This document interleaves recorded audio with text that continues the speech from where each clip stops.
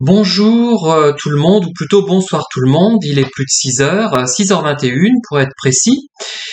Une vidéo qui sera courte et un petit peu improvisée, même si j'y ai beaucoup pensé, si j'ai trituré toutes ces choses dans ma tête, quand je prenais le train, quand je me promenais, en différentes occasions en fait.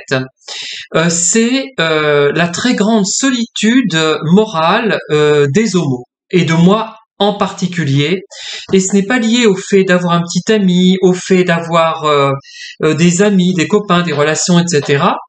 C'est indépendant de tout ça, c'est le fait que l'on se sente complètement déjà différent, bien sûr, mais avec des caractéristiques, un mode de vie qui n'est pas celui forcément des autres. Et c'est d'autant plus vrai si on est un profil atypique. Alors je vous donne un exemple, vous allez comprendre. Il y a quelques mois, dans le train, l'exemple m'est revenu, je ne sais pas à quelle occasion et pourquoi. Je procède souvent par association d'idées, moi, et puis donc je suis venu à ce souvenir qui m'est revenu en mémoire il y a quelques jours, quelques semaines même, puisque je rumine ça depuis quelques semaines déjà. J'entends un monsieur discuter avec des dames, en l'occurrence, dans le train entre Thiers et Clermont-Ferrand. Je ne sais pas en quel sens c'était, mais ça n'a pas beaucoup d'importance. Donc c'était quelqu'un qui avait dans les 45 ans, mais qui était très jeune d'allure. Si on se fie au visage, effectivement, on pouvait donner 45 ans, mais l'allure était beaucoup plus jeune. Et il parlait de son fils adolescent, apparemment, qui devait avoir, à mon avis, 15-16 ans peut-être. Il disait, ah ben la copine de mon fils est venue ce week-end, ils ont fait telle ou telle chose, sont sortis à tel endroit, je ne sais plus exactement d'ailleurs ce qu'il racontait, c'était assez bref. Et alors, à ce moment-là, mais seuls, je pense, des gens qui font partie d'une minorité comprendront peut-être, et ce n'est pas le seul exemple, celui-là me vient à la tête, mais j'ai connu d'autres choses du même genre, et il y a quelque chose de lourd qui m'est tombé dessus, j'ai eu l'impression, j'ai ressenti une grande tristesse, même pas de la tristesse, je sais même pas ce que c'est, un sentiment vraiment de non-existence finalement, parce que je me suis dit, ben tiens, voilà un monsieur qui raconte un événement anodin, pour lui certainement, et pour ceux qui l'entendaient, celles plutôt qui l'entendaient, mais pour moi ce n'était pas anodin, c'est-à-dire que il n'a pas dit, ah ben tiens, mon fils a ramené son petit copain à la maison, ils se sont bien amusés, il me l'a présenté, je ne le connaissais pas. Ou alors ma fille a ramené sa petite amie à la maison. Vous voyez, ça paraît bête, mais ça, quand on est homo, on prend ça. Quand on va bien, on le prend avec philosophie, ça fait un petit peu sourire, mais quand on est perturbé par des petits problèmes, plus ou moins graves, qui d'ailleurs s'estompent en ce qui me concerne, eh bien on finit par trouver ça très très lourd. Et moi, je pense aux gens plus jeunes que moi qui n'ont pas finalement tout le bagage de soutien, de compensation que j'ai pu me construire, d'aménagement compensatoire, pour utiliser une expression des psychologues. Je me suis solidifié, j'ai construit autour de moi des choses qui me maintiennent en vie, pas en survie, en vie quand même, mais quand on est jeune et qu'on n'a rien à quoi se raccrocher parfois, on n'a pas construit beaucoup d'autres choses, et ben c'est dur d'entendre des choses pareilles. Et je sais aussi que à mon époque, donc c'était il y a, il y a 35 ans, quand je prenais le train à Montluçon-Clermont quand j'étais étudiant, je voyais parfois des jeunes hétéros, donc avec une fille, s'embrasser dans le train, se tenir la main, etc. Et je savais que à moi, ça m'était interdit. Et ça l'est toujours plus ou moins aux homos, on n'en voit pas quasiment. On voit des filles parfois, effectivement, j'en ai vu à Clermont, mais des garçons, j'en ai quasiment pas vu. Une fois à Thiers, il y a quelques mois, et il y a une sorte encore d'interdit, même pas d'interdit, puisque la plupart des gens maintenant, ça passerait, je pense, mais on a tellement intériorisé cette discrimination, cette peur, le fait de devoir se cacher constamment un peu. Enfin, l'allusion est peut-être un peu forte, et je m'en veux un peu l'avoir utilisé comme j'avais utilisé auparavant. J'avais parlé d'Anne Frank. J'avais l'impression par moment d'être comme Anne Frank dans ce réduit, d'être caché, d'être une sorte de quelqu'un qui a été traqué. Dans d'autres contextes, j'ai eu l'impression d'être un criminel, littéralement, et c'est un peu encore le cas, hein. Ouais, vraiment. Vraiment, il y a vraiment ce problème-là et ce n'est pas assez pris en compte. Le fait d'être minoritaire, même quand on est relativement accepté, qu'on a des liens suffisants avec les autres, ça crée vraiment ce type de problème et c'est très très très important. Ce n'est pas un détail comme on pourrait le croire, hein, ce n'est pas du tout un détail.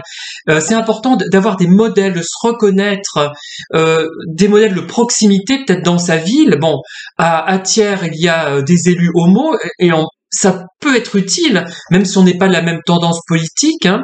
C'est très important pour les jeunes de voir des homos qui réussissent, et pas seulement des vedettes de cinéma ou de la chanson, hein. Cette possibilité, par exemple, moi je serais content si un jour j'entends dans le train ou ailleurs, hein, dans une conversation, tiens, ma fille m'a ramené sa petite amie, ça a l'air de bien marcher, ils envisagent le mariage, etc. Voilà, moi c'est ça que j'aimerais entendre au bout d'un moment. Enfin, c'est lourd hein, d'être toujours. Bon, je vous avais déjà parlé aussi des problèmes culturels spécifiques aux homos. Par exemple, les homos. Enfin, moi j'ai jamais, sauf la première fois lors de la première rencontre, quand j'ai rencontré des homos, c'est la bise systématiquement. Il n'y a pas de poignée de main, ça n'existe pas. Enfin, moi, dans mon univers, dans le monde dans lequel je vis, ça n'existe pas. Eh ben. Quand on est hétéro, il faut être solide, il faut être fort, il faut être guindé, il faut avoir une poignée de main ferme. Et pourquoi, on sait pas. Enfin, c'est d'une lourdeur, vous pouvez pas vous imaginer.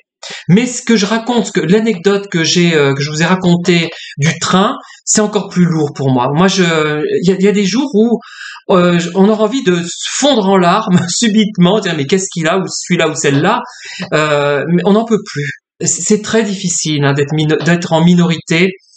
Que l'on soit accepté ou pas, je le précise encore, ça va au-delà de ça. Évidemment, si en plus on n'est pas accepté, c'est très difficile. Et c'est ça qui crée ce sentiment d'être un peu seul au monde dans sa catégorie.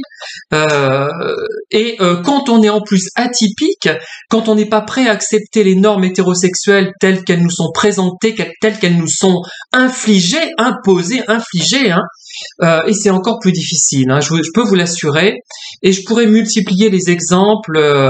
Par exemple, l'histoire du don du sang. Moi, je refusais de donner mon sang jusqu'à une certaine période. Et c'est récemment, c'est en 2022, une de mes collègues de travail l'a fait remarquer, ça l'avait profondément choquée. Et pourtant, elle n'est pas homo, elle. Hein. Elle m'a dit, mais c'est incroyable, la discrimination.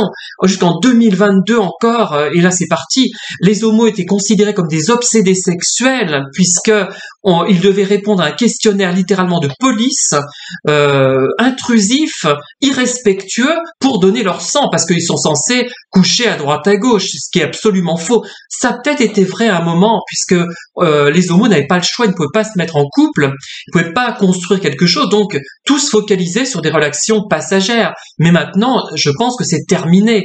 Et c'est extrêmement choquant qu'une telle discrimination ait pu perdurer aussi longtemps. Hein. Mais je pourrais citer d'autres exemples, mais l'exemple du train m'est revenu et il m'est tombé dessus comme une enclume. Vous voyez les dessins animés, les personnages, il y a une enclume qui leur tombe sur la tête. Et moi, ça m'a fait la même chose et j'ai ressenti un découragement. Ma journée commençait difficilement puisque c'était le matin. Il me semble d'ailleurs, oui. Et non, c'est trop. Au bout d'un moment, on peut pas. Vous me direz, c'est rien ce que je raconte par rapport à la guerre en Ukraine, par rapport à des gens qui sont tués, qui meurent de faim. Mais une fois qu'on a dépassé tout ça, rappelez-vous la pyramide de Maslow, la pyramide des besoins.